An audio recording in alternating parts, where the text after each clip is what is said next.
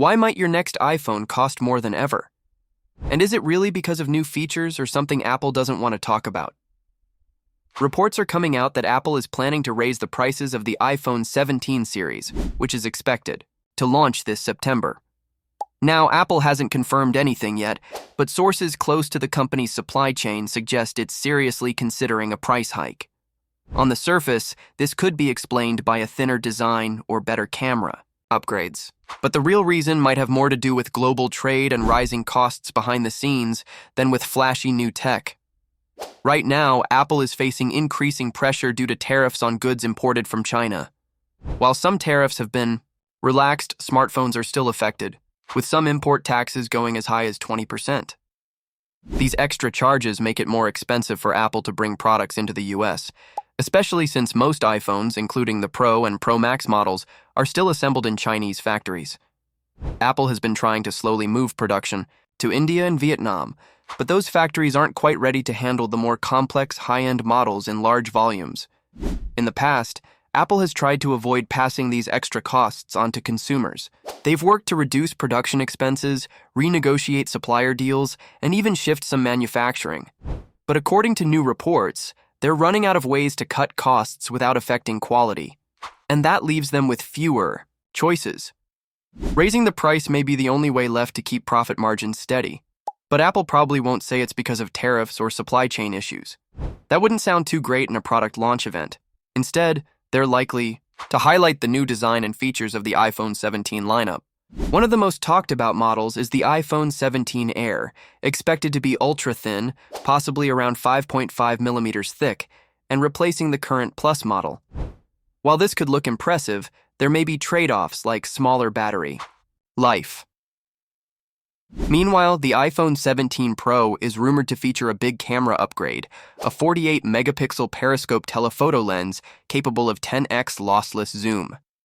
That's a serious jump from the current 12-megapixel lens, and Apple may use that to justify a higher price tag.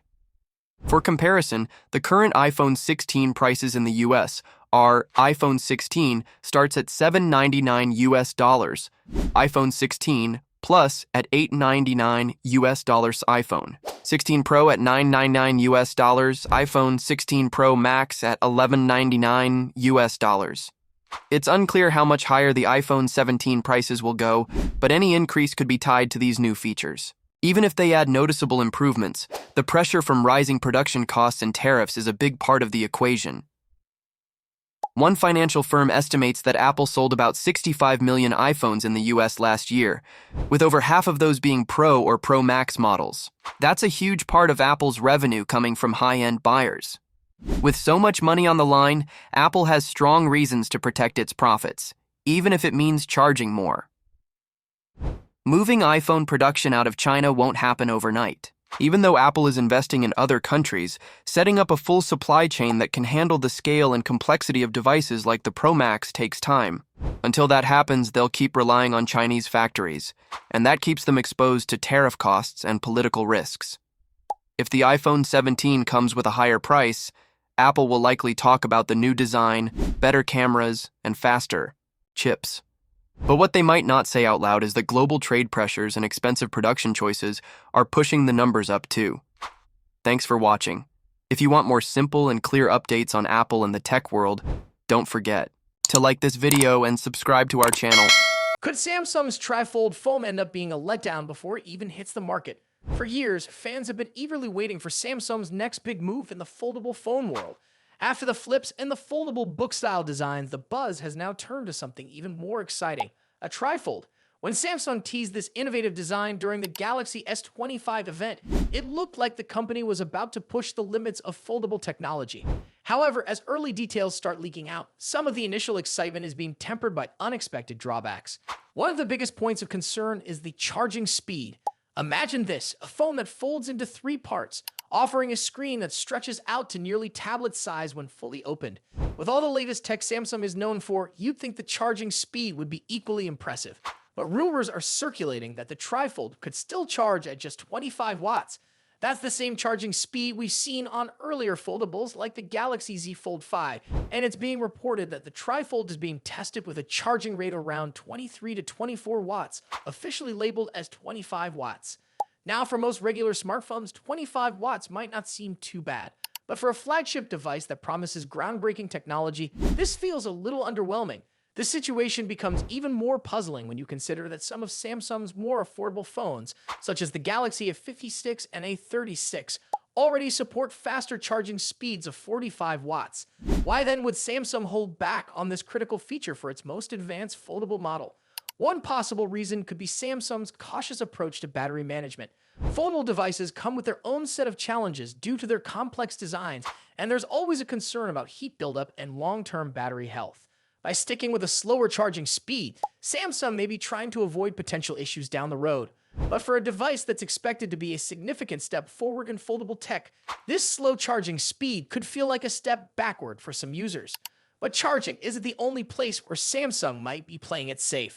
Another leak suggests that the trifold phone could forego the under-display camera, a feature that has been a signature element of recent foldable devices. Instead, Samsung might stick with a more traditional camera setup. While this is not a deal-breaker, it does raise questions about whether the trifold will offer the same level of innovation that people have come to expect from Samsung's foldable phones. On the bright side, there are still some exciting features to look forward to. The main screen is expected to be around 10 inches when fully unfolded, which would put it into tablet territory.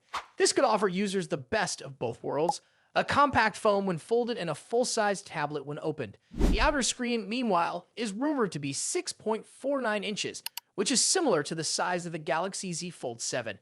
So, in terms of display size, the trifold could offer impressive versatility for those who want a large screen in a foldable form. However, hardware alone isn't always enough to create a standout device.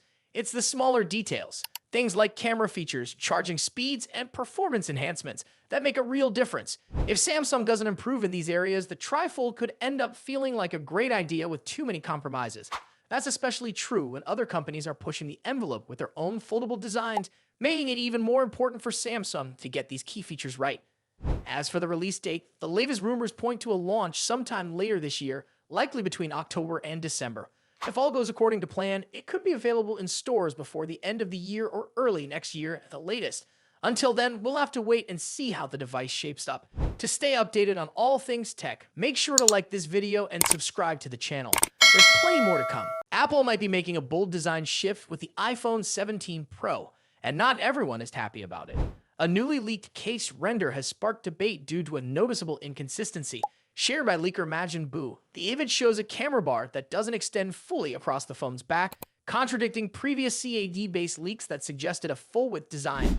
After users pointed out the discrepancy, Majin Buu acknowledged the possibility of an error in the render and reassured that the final design should match the CAD models, with the camera bar stretching from edge to edge. While occasional mistakes and leaks aren't unusual,